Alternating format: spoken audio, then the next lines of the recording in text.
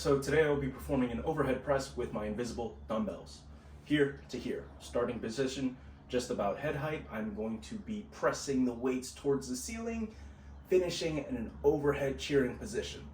That's phase one, that's the concentric contraction. Phase two is going to be controlling the weight down in eccentric contraction all the way back to head height or starting position. That's phase two. So now looking at the exercise, starting joints-wise, starting distally, working our way proximally. Here, I'm not getting much pronation or supination, so therefore those pronator muscles and supinator muscles will be isometrically contracted, or not really moving too much. Nextly, moving more proximally, we're looking at the elbow joint. I'm starting with bent elbows, I'm finishing with straight elbows during phase one of the motion. So from here to here, I'm getting a concentric contraction of the elbow extensors. My elbow extensors being the triceps brachii and also the anconeus. Now, moving more proximally, I'm looking at the GH joint. GH joint, I'm getting a abduction or moving away from the body. So I'm getting deltoid, I'm getting upper pec, and I'm getting supraspinatus.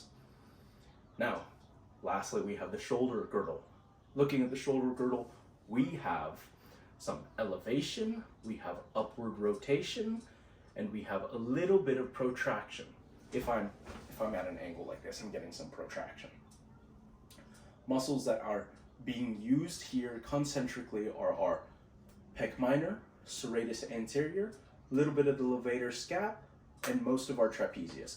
All those work upwardly and concentrically during shoulder elevation, shoulder upward rotation, and shoulder protraction.